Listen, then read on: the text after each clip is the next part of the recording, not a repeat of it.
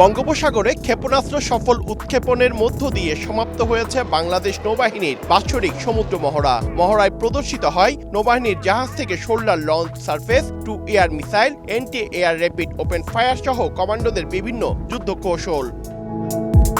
এভাবে শত্রুপক্ষের টার্গেট লক্ষ্য করে যুদ্ধজাহাজ থেকে ক্ষেপণাস্ত্র নিক্ষেপ করছে বাংলাদেশ নৌবাহিনী। একের পর এক সফল নিক্ষেপে ধ্বংস করা হচ্ছে কাল্পনিক শত্রুপক্ষের টার্গেট।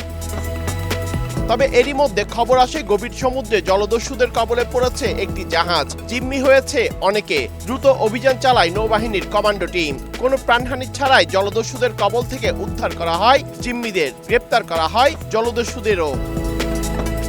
সবকিছুই ছিল নৌবাহিনীর 5 দিনব্যাপী বাৎসরিক সমুদ্র মহড়ার অংশ। শেষ দিনের মহড়া প্রত্যক্ষ করেন নৌবাহিনীর প্রধান অ্যাডমিরাল এম নাজমুল হাসান সহ অন্তর্বর্তীকালীন সরকারের 4 উপদেষ্টা।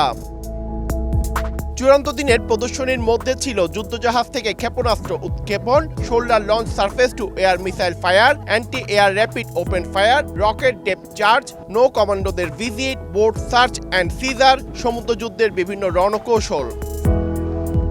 নৌবাহিনীর বাৎসরিক মহড়ার লক্ষ্য সমুদ্র এলাকায় সার্বভৌমত্ব রক্ষা, সমুদ্র সম্পদ সংরক্ষণ, সমুদ্রপথে নিরাপত্তা নিশ্চিতকরণ, চোরাচালান ও জলদস্যুতা দমন, উপকূলীয় এলাকায় জীববৈচিত্র্য রক্ষা এবং সমুদ্র এলাকায় অব্যাহত প্রহরা বজায় রাখা।